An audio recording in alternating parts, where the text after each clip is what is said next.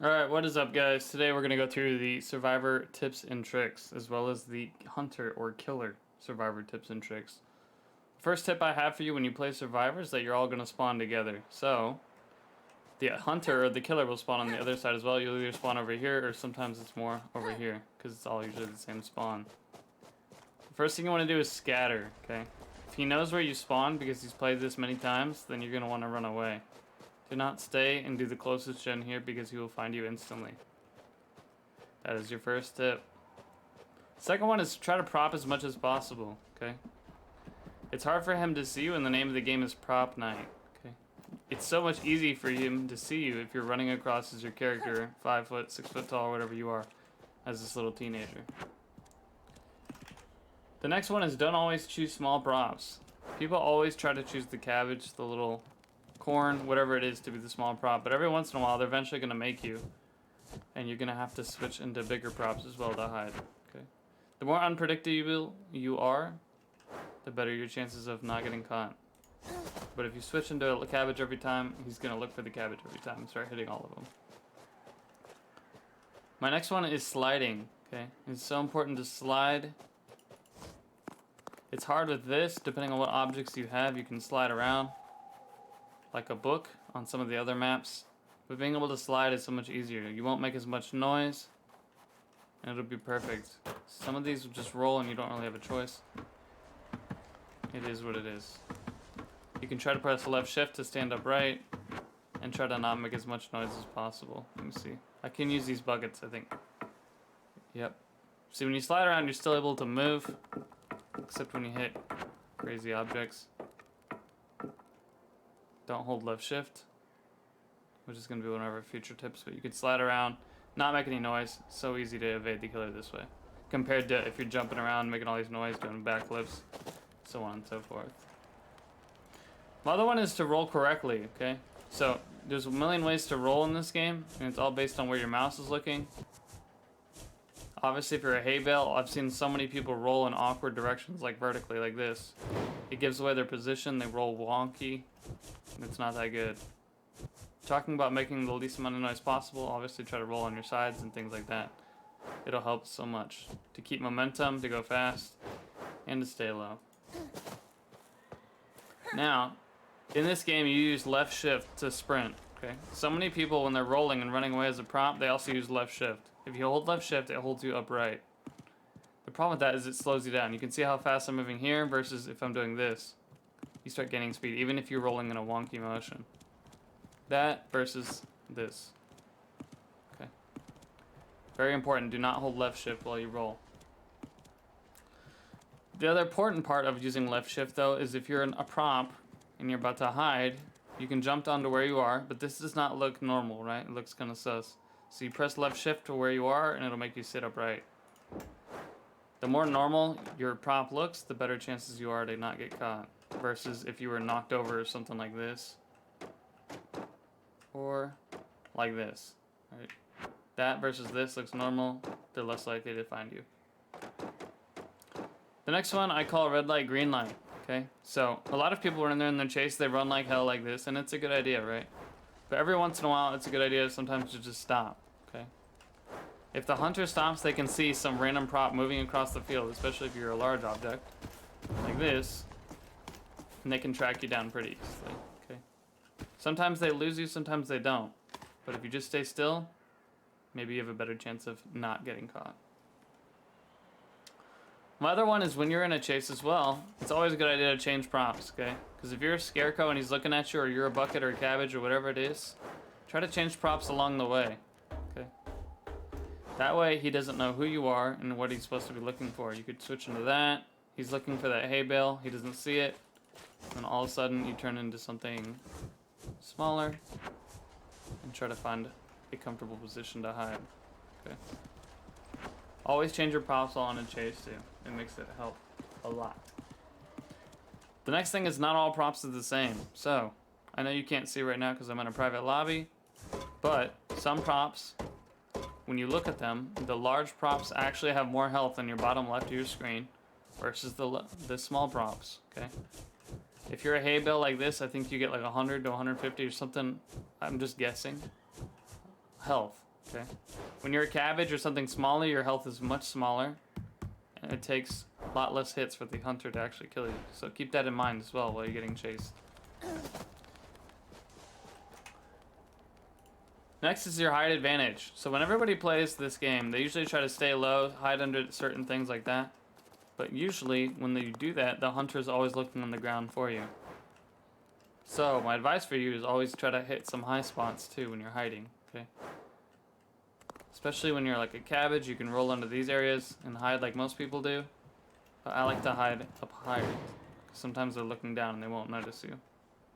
You can hide there, you can turn into corn. Hide on some of these top parts too. Usually a good idea. Don't always go for the low option. The next one is use your environment to your advantage. So, try to hide behind certain things. Hide between certain cracks like this. It makes it so much harder for them to see you, and it makes it harder for them to kill you. You can hide over here, for example. I have a whole video on some of my favorite hiding spots on all the maps too as well, if you've not seen that one as well. You can hide back here. He may still see you through the pallet, but still, it hides a little bit of protection and it blocks certain attacks. Even behind some of these hypno chairs, you can hide like that. They may not see you. The even better spots are like over here. I'll show you. You can hide all the way up here. And it makes it very difficult for them to see you and kill you. Or if you hide behind this bucket, for instance, you're almost completely hidden. And the bucket's in the way, and it'll tank all your damage if he tries to attack and find you. Same over here, you can hide behind this wagon or under this metal part. It's very difficult for them to see you.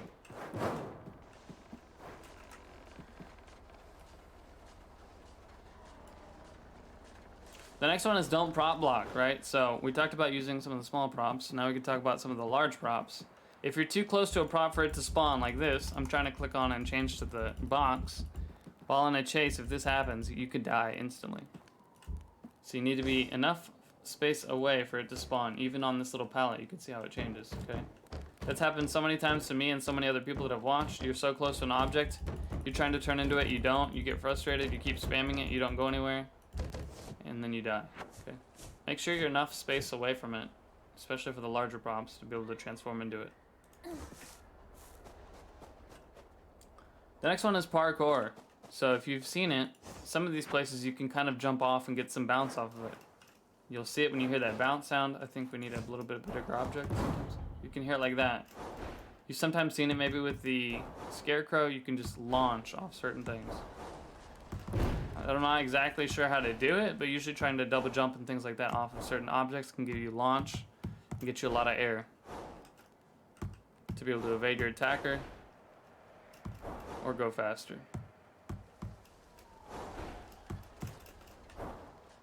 Let's see if we can get it again. Like that. Look at that. Launched. Okay.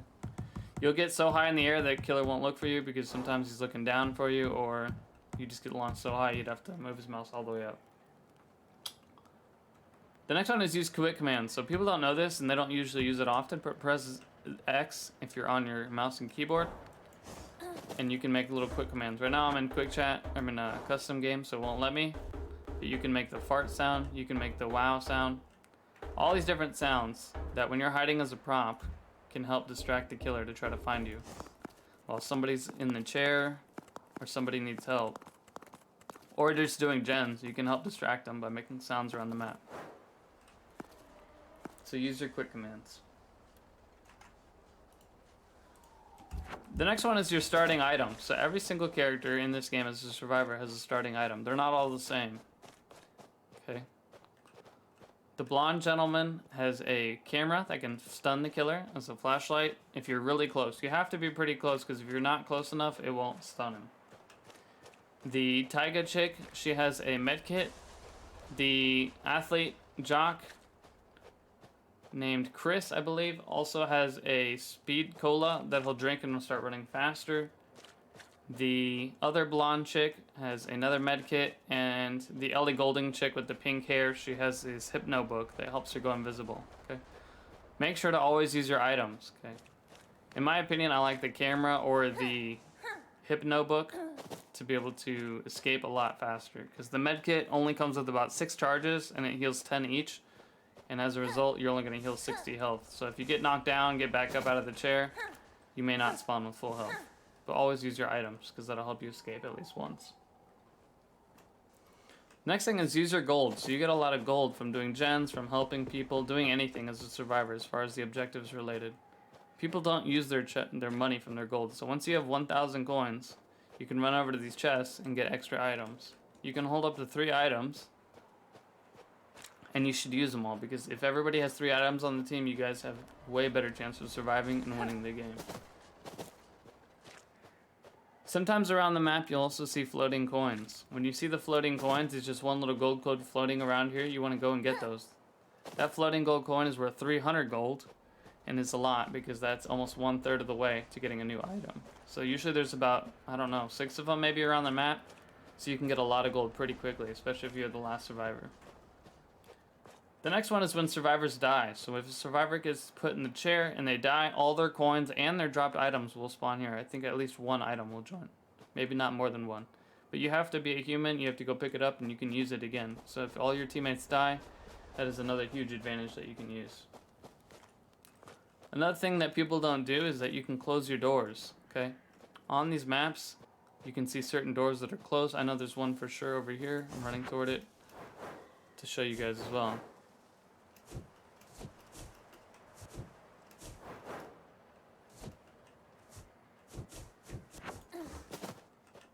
Right here, so you see these sliding doors. You can shut these when you run through them as the killer is chasing you, and it'll stun him. And he has to use 2 melee attacks to usually break it.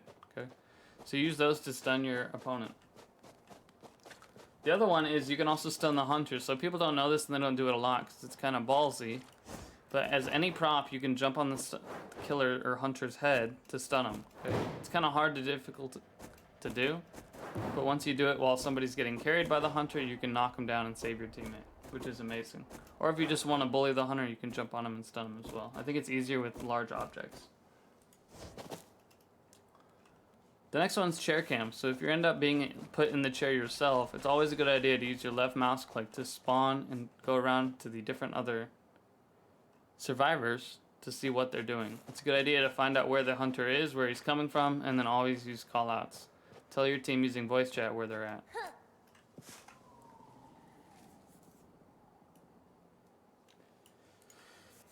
If nobody ends up saving you and you end up dying on these hypno chairs, you can still talk to your teammates, which is another huge thing. Sometimes people just leave the game right after you lose or get killed. But even if you're dead, you can use voice chat and you can go to the other teammates that you're following with the ghost cam and give callouts to them, which is huge helpful. Okay.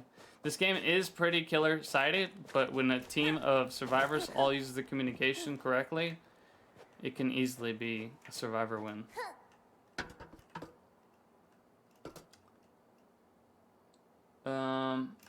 The last option I have for you is personal preference. You don't have to use this one, but I personally like turning off motion blur. Okay, down here under settings, under graphics, you can turn off motion blur. When you turn off motion blur, I think it's a lot easier to be able to, one, see, because you won't get dizzy or anything like that, and you could just keep it moving. It's easier to see when the killer's coming and things like that. And I believe that is all the tips and tricks I have for Survivor at the moment. Next we'll go to our hunter tips. So in the custom lobby you can click start now, and I believe it starts you as the killer, and you can practice running around.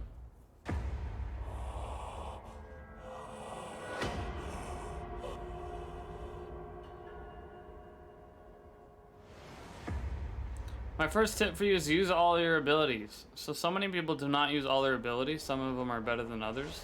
But for example, if you're playing Banshee, people don't use their Q enough. The Q is a curse and it helps kind of mess with the generator that they're doing, so if they come back to it, it becomes a little bit difficult for them.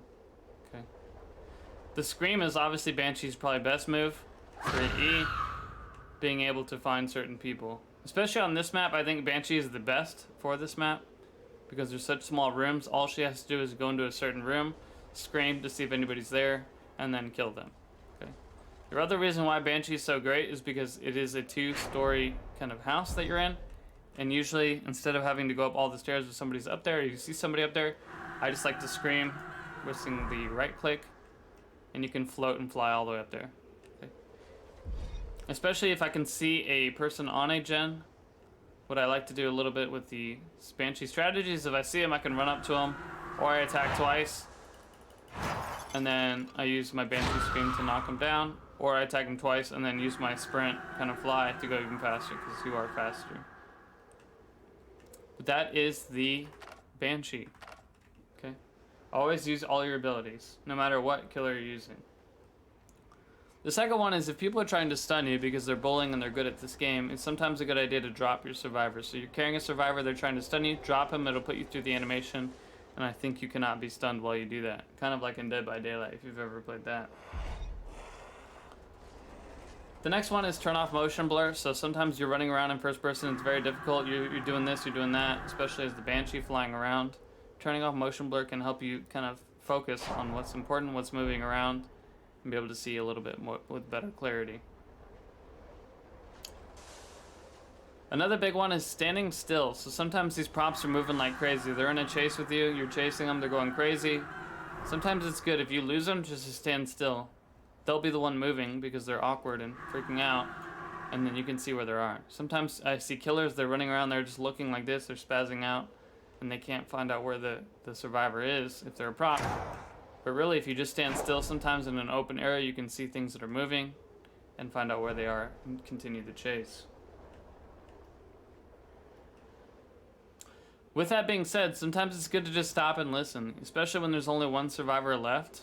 I like to just stop, listen for what object it is, and you can be able to find out what they are. Okay? It kind of goes loud right here, but if you stop, it kind of goes a little bit quieter, and you can actually hear a little bit better. You can hear if they're a bottle rolling around, you can hear if they're a vase. Just try to listen specifically, especially if you have good headphones, to find out where it's coming from and what prop they are. So that'll help you find them for sure. The other one is don't face camp. So in other games like Dead by Daylight, it's really easy to face camp, just like it is for this game. But when you put them in a chair, they last 2 whole minutes. And in 2 minutes, they can do a lot of gens very quickly. So it's important not to face camp because it's more important about really spreading all that damage to everywhere.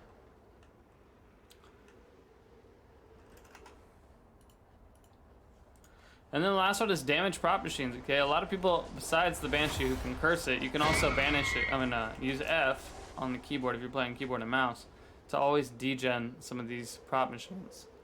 It's always a good idea to do it while you hook somebody and while you're running around the rest of the map to make sure that they slowly, continually lose progress. Some other hunters, like the Imposter, have a little bit easier because he can use his Q to obviously slow down all the gens that are not being worked on and to help find them. That's a whole other story. And that's about it for all these killer strategies that I have right now. We've just been playing the game for about a week, and those are the tips and tricks that I wanted to share with everybody else so they could get better at the game and have more fun doing it. Because it is pretty difficult at the beginning if you don't know what you're doing. Well, please share your other strategies, tips, and tricks if I left out any below. Tell me where your favorite places are to hide on the maps, and I hope to see you in the games. Thanks for watching. Be sure to like, comment, and subscribe. Thank you.